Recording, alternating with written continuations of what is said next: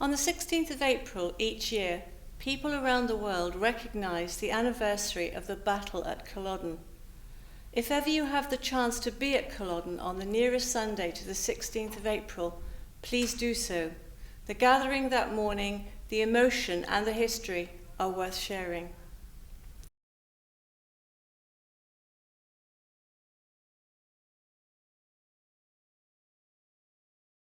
Charles Edward Stuart had landed in Scotland in July 1745, raised his forces in August and in September had taken Edinburgh and defeated the governments at Preston Pans.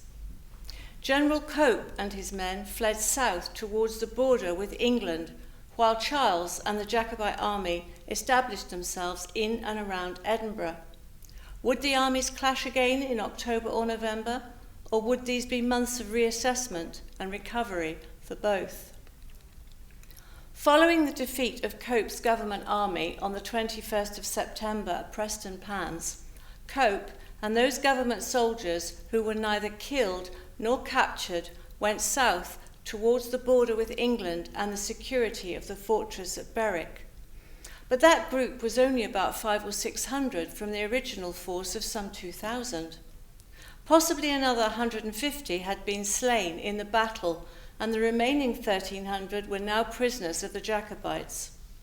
Charles Edward Stuart issued firm instructions that these men were to be treated humanely. Their wounds were treated by Jacobite surgeons, and food and drink was provided. Many of these men were later released, having given their parole that they would not take up arms again against the army of the prince. Some may have kept their promise, but many, probably with little option, would later rejoin the government army and once again face the Jacobites, perhaps in the later battles at Falkirk and finally at Culloden. The Jacobite army, having enjoyed their victory, returned to the area of Edinburgh.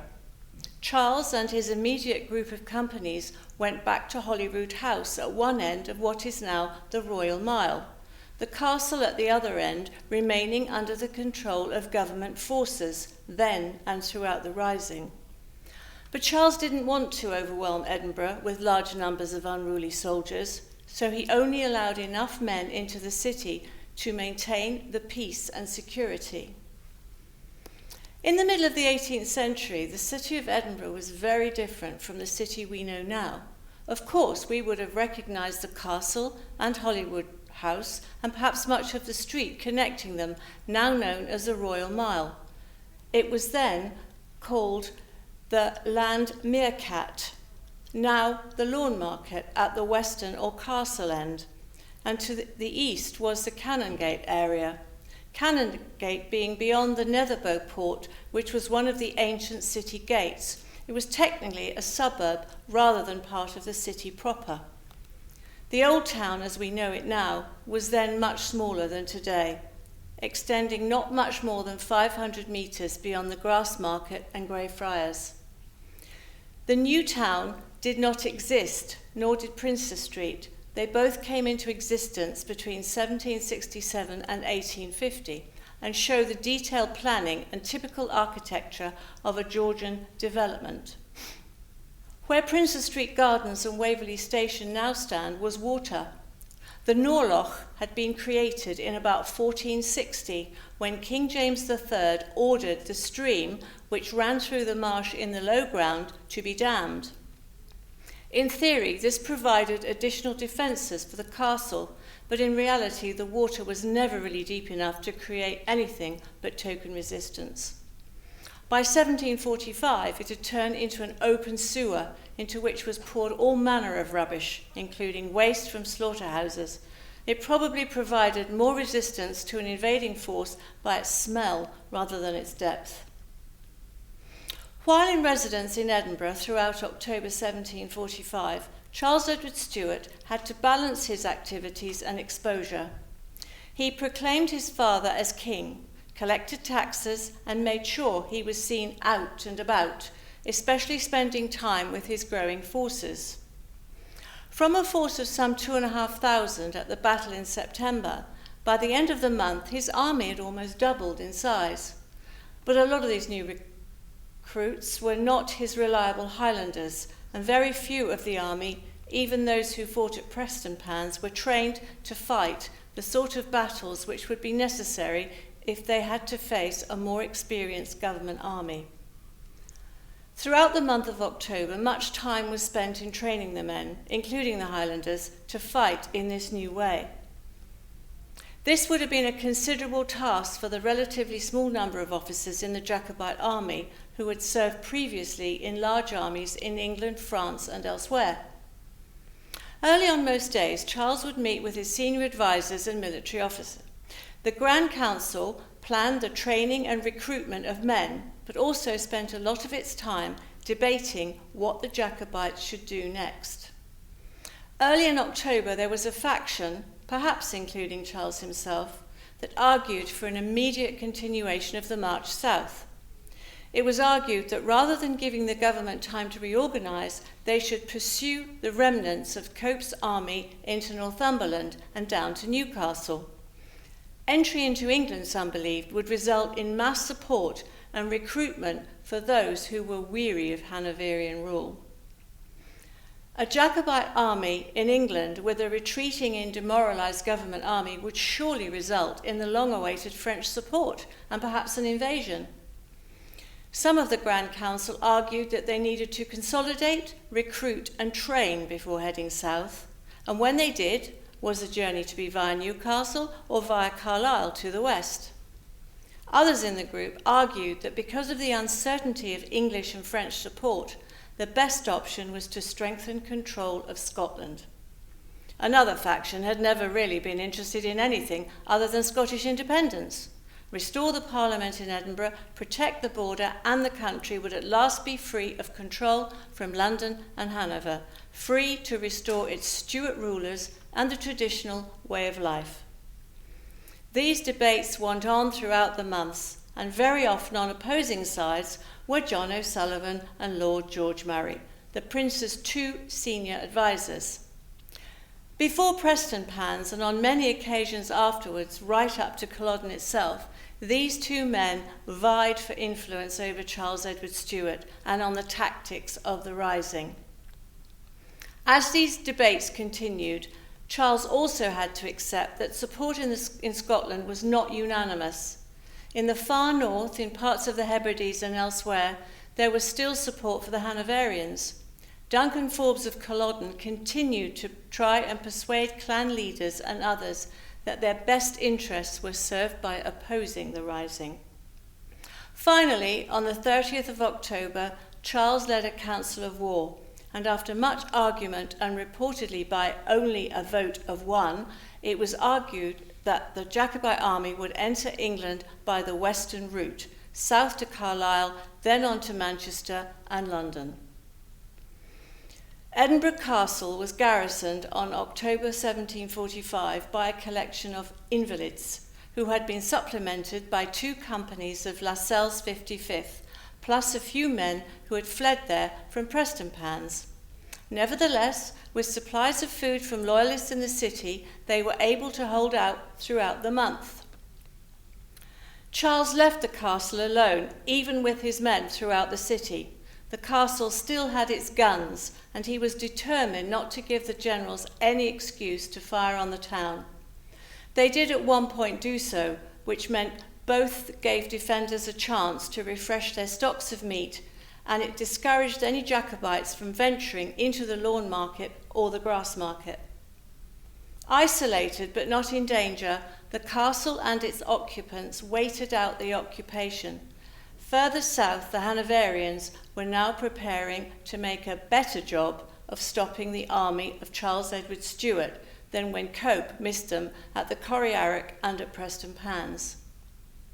In September, the Hanoverian government had to build up its forces in Britain from very low numbers due to the number of men fighting in Flanders. By the end of that month, 3 new regiments had been created. Militias were raised in the 4 northern counties, and 6,000 troops requested from Holland under an old treaty. In addition, by the 1st of October, the war against France had effectively been abandoned, as all the regiments involved had been ordered back to Britain to join up with 17 newly raised provincial regiments ordered by London. Having returned from Flanders, the Duke of Cumberland was appointed Commander-in-Chief of all government forces on October the 19th and started to allocate his resources. The available forces were divided into three main groups. Field Marshal Wade was based in the northeast. Sir John Ligonier, elderly but very experienced, was given the task of preventing an invasion down the west of the Pennines and stopping the Jacobites from reaching Wales. And a major force was still based in the south to protect London from the risk of an attack by French forces seeking to take advantage of the turmoil in the north. Wade probably had the major force, perhaps because it was assumed that after Prestonpans, and already being on the east coast, the Jacobites were most likely to advance on Berwick and then on to Newcastle. 20 battalions were with Wade, half of them British, and the remainder were either Dutch troops or Swiss in service to the Dutch. The entire Jacobite army moved out of Edinburgh and on to Dalkeith, where they divided into two columns. One, which included Prince Charles himself, took the direct route to Carlisle via Peebles and Moffat. The other took a more easterly route via Jedburgh, which was hoped would encourage government spies to believe that the Jacobite army was heading for Berwick or Newcastle, where Marshal Wade and his army awaited them. The two divisions met up again just north of the border with England on November the 8th. Reports of numbers vary, but there seem to have been between 6,000 and 7,000 men, including some 450 cavalry and 16 cannon. Charles himself crossed into England the following day, perhaps an even more significant moment for him than in August 1745, when he crossed the River Forth near Stirling, thus passing from Highlands to Lowlands. Now he was really going national. While the Jacobites were marching down through southern Scotland, the government forces were not idle, despite having limited knowledge of where the Jacobites were. Field Marshal Wade was based in Newcastle with a large force ready to stop a Jacobite march down the direct route to London. But a significant number of his men had poor morale and were poorly trained. The other major government army, under commander of General Ligonier and later of Cumberland himself, was slowly moving through the West Midlands, but at that stage, Cumberland was very focused on protecting London and the king.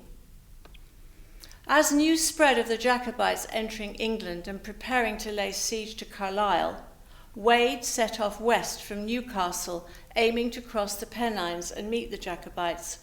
But the roads were so bad and the snow so high on the hills that they only reached Hexham, not even halfway, before turning back. Meanwhile, in London, news of the Jacobite entry into England resulted in some panic, which was only partly reduced by an announcement from the King George that he would lead the fight to protect the capital city. Charles, aware that Wade may be coming from Newcastle, started to move forces in that direction, but the weather also affected them, and they turned back west to focus on the siege of Carlisle. As a staging post for forces travelling to Scotland, Carlisle still had strategic importance. Despite that, it was only manned by 2 regiments of invalids now, due to absence and illness, down to only about 80 men in all. They were described by Colonel Durand, sent to reinforce the garrison, as very old and infirm. He was told that there were about 150 militia plus 70 militia cavalry. Durand called for more men, but had a larger problem before they arrived. The militiamen threatened to leave if they were not paid for more than 1 month. This was settled, but no more men appeared, and the promised cannon were only partially provided. Durand organised his forces as best he could and awaited the arrival of the Jacobites. On the 9th of November, a Jacobite officer approached and sent a note demanding that quarters be prepared in the city for 13,000 foot soldiers and 3,000 horse, an exaggeration, obviously for propaganda purposes. The response from within the walls was a single cannon shot, and both sides settled down for the siege. Durand received a message from Wade that reinforcements were not necessary. When the militia and the townspeople heard this, they decided that they should yield the city and castle. After a message received from the Jacobites that if both were not surrendered, the town would be put to the sword, the walls were abandoned, and Durand had no alternative. On the 16th of November, he led his men out of the castle, having had to give their parole that they would not bear arms against Charles again. The civil leaders were forced to declare James III as king and start paying taxes to the Jacobites. Carlisle was firmly in Jacobite hands, and Wade was isolated on the wrong side of the Pennine Mountains. As Prince Charles and the Jacobite army left Scotland, they did so believing that they would be continually reinforced not only by English Catholics and Jacobites, but by a steady stream of recruits coming down from Scotland. Neither of these things happened as expected. The withdrawal of most Jacobite soldiers from Scotland made it possible for the government forces to move back into much of the country. Government forces had never lost control of a few key strongholds. Edinburgh Castle was never taken. Stirling Castle was simply avoided by the Jacobite army and was now reinforced by some 600 militia. And Fort William, strongly supported from the sea, provided a base in the northwest.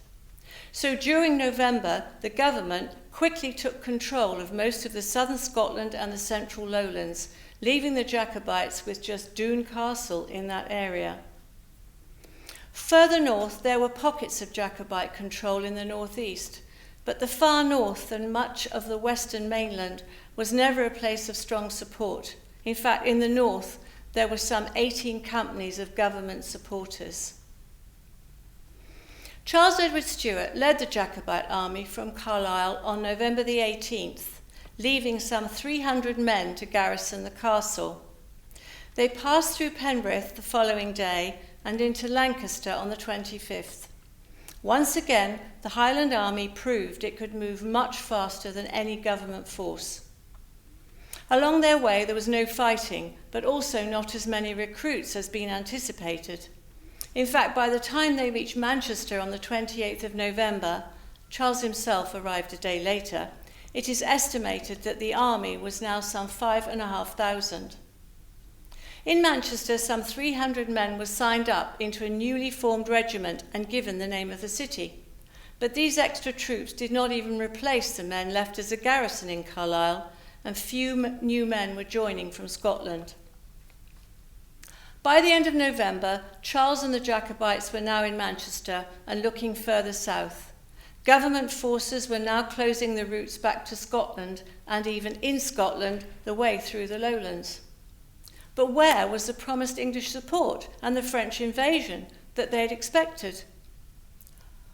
One of the longest standing debates about the 1745 Rising continues to be, what if the vote on October the 30th had ended differently? Only one change of mind would have been enough, perhaps to stop the Jacobite advance. Even a delay would have given Charles time to increase his numbers and train his men. Would the Jacobites have finally taken Edinburgh Castle, secured their hold on Scotland, and settled for breaking the union with England? How would the Hanoverians have reacted, especially in view of King George being reported to be more interested in events in mainland Europe than in Great Britain? Would a delay simply have given the government time to bring more soldiers into the field? How would the Rising have unfolded? As it was, by the end of November, the Jacobites were deep into England and faced the question, go on or go back? December will tell the next part of the story.